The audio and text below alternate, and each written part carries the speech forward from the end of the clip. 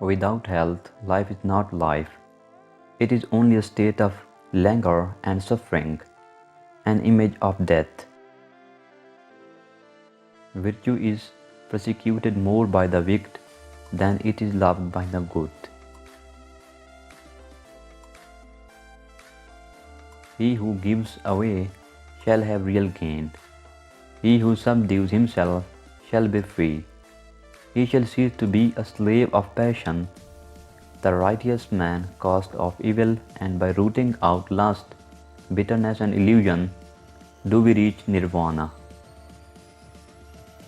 The happiness of your life depends upon the quality of your thoughts. Therefore, guard accordingly and take care that you entertain no notions unsuitable to virtue and reasonable nature.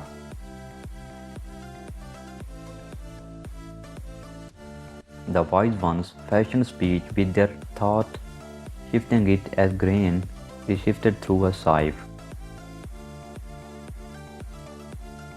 The virtues, like the mousses, are always seen in groups.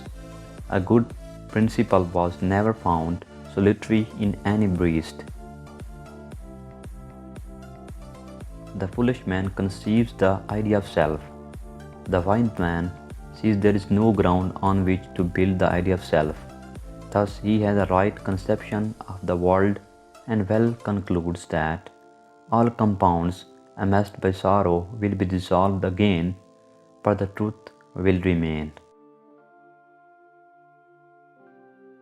When one has the feeling of dislike for evil, when one feels tranquil, one finds pleasure in listening to good techniques.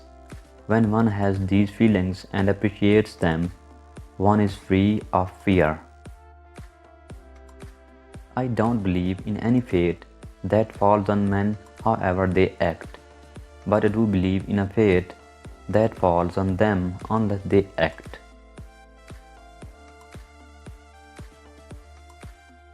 Let my skin and sinews and bones dry up, together with all the flesh and blood of my body. I welcome it, but I will not move from this spot until I have attained the supreme and final wisdom. Remember, upon the conduct of each depends the fate of all. I am dying from the treatment of too many physicians.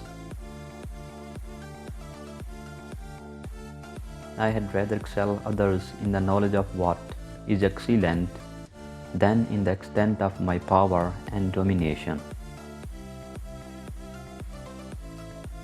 Heaven can't brook two sons, nor earth two masters. A tomb now suffices him for whom the whole world was not sufficient. How happy had it been for me had I been slain in the battle. It had been far more noble to have died the victim of the enemy than fall a sacrifice to the rage of my friends. I don't pilfer victory. For my own part, I would rather excel in the knowledge of the highest secrets of philosophy than in arms.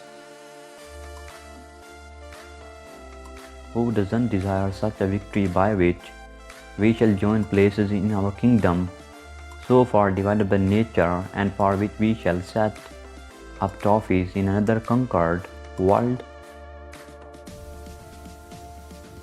The object of life is not to be on the side of the majority, but to escape finding oneself in the ranks of the insane.